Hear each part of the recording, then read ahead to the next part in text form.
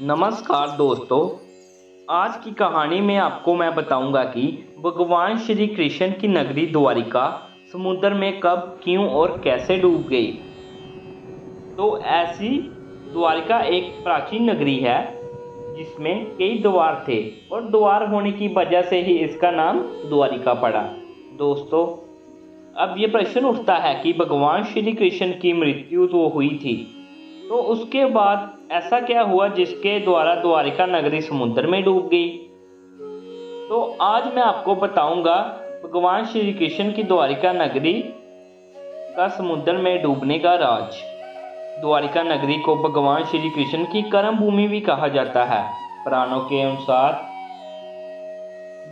ये जब कंस का वध किया, फिर जरासंध ने श्री कृष्ण और युद्धवंशियों का नामो निशान मिटाने के लिए सोचा और उसे मौका मिलते ही जैसे ही जरासंध मथुरा और जादवों पर बार बार आक्रमण करता रहा, श्री कृष्ण ने नगरवासियों की सुरक्षा के लिए मथुरा को छोड़ने का निर्णय लिया।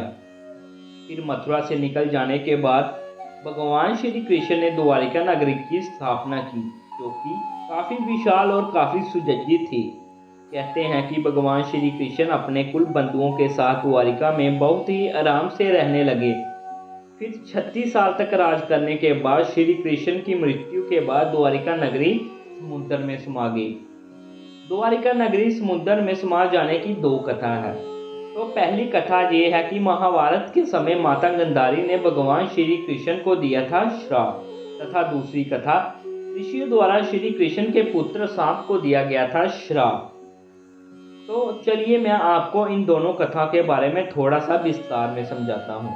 महाभारत के समय में माता गांधारी के द्वारा भगवान श्री कृष्ण को दिया गया था श्राप।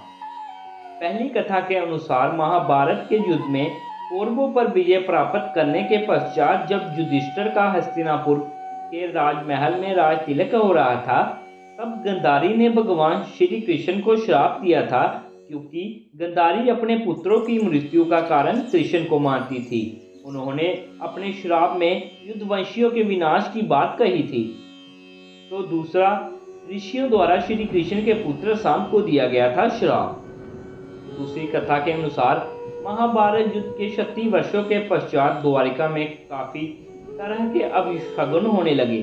तब एक दिन विश्वामित्र देवऋषि नारद आदि गणों के साथ द्वारिका नगरी में आए।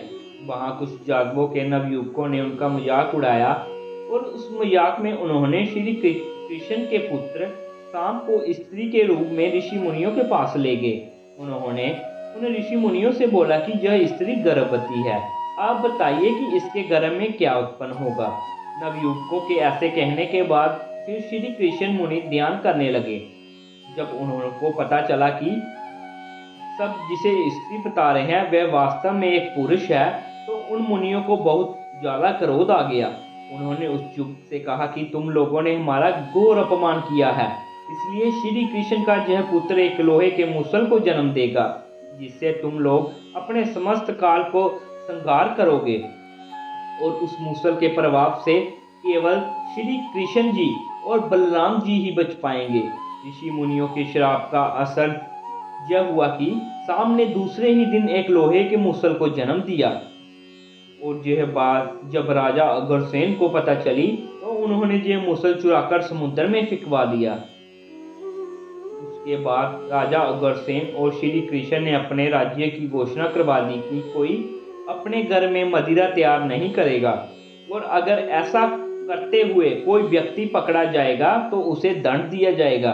यह घोषणा सुनकर द्वारिका वासियों ने मदिरा नहीं बनाने का निश्चय किया, किंतु फिर भी इस सब के बाद द्वारिका में बहुत सारे अपशगुन होने लगे।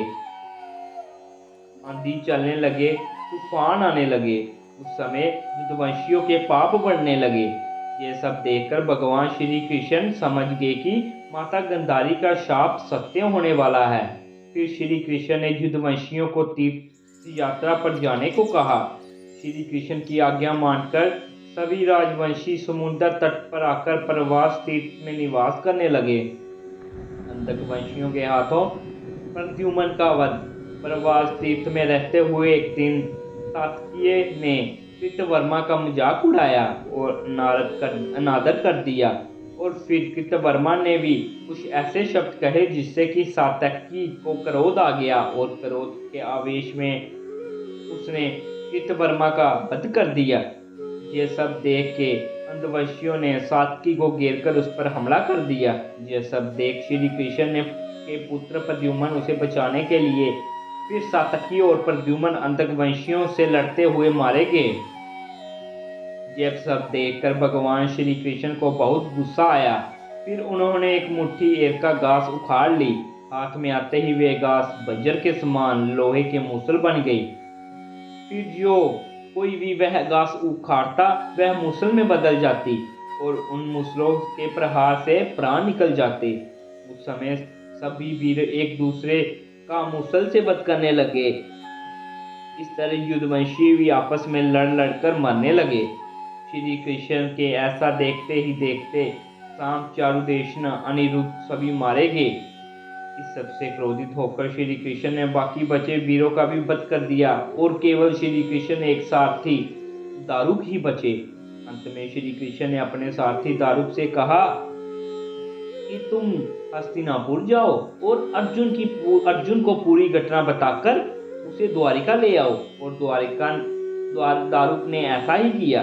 फिर श्री कृष्ण ने पूरी घटना अपने पिता वासुदेव जी को बताई और युद्धवंशियों के संहार की बात जानकर उन्हें भी बहुत दुख हुआ। श्री कृष्ण ने वासुदेव से कहा कि मैं दाऊ भैया बलराम से मिलने जा रहा हूँ और तब तक अर्जुन के आने पर स्त्रियों की रक्षा करें। यह कहकर श्री कृष्ण बलराम से मिलने चल पड़े।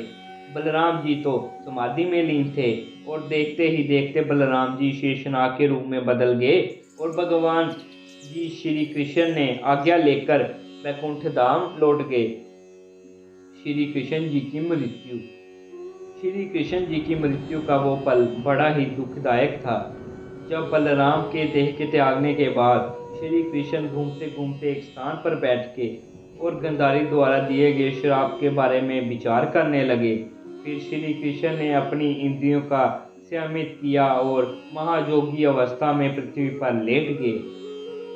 जब भगवान श्री कृष्ण समाधि में लीन थे उसी समय जस नामक एक शिकारी ने हिरण समझकर श्री कृष्ण पर बाण चला दिया।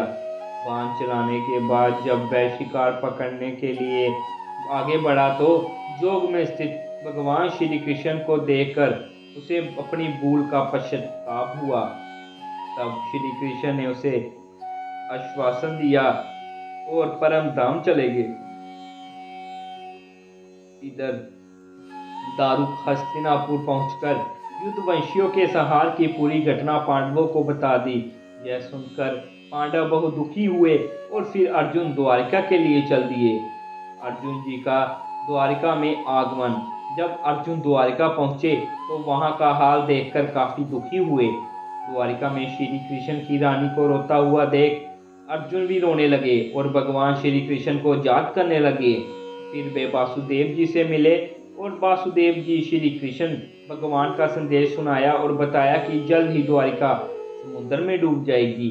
फिर अर्जुन ने मंत्रियों से कहा कि वे नगरवासियों को इंद्रप्रस्थ ले जाएं क्योंकि समुद्र बहुत ही जल्द द्वारिका को डुबा देगा। फिर वासुदेव जी ने प्राण त्याग दिए। फिर अर्जुन ने उनका अंतिम संस्कार किया। अर्जुन ने प्रभास तीर्थ में मारे गए सभी वीरों का अंतिम संस्कार किया। फिर अर्जुन सभी नगरवासियों के साथ इंद्रप्रस्थ चल दिए और उसके बाद भगवान श्री कृष्ण जी की प्रिय द्वारिका नगरी समुद्र में डूब गई। तो ये थी भगवान श्री कृष्ण जी की द्वारिका नगरी की समुद्र में डूबने की अद्भुत कथा।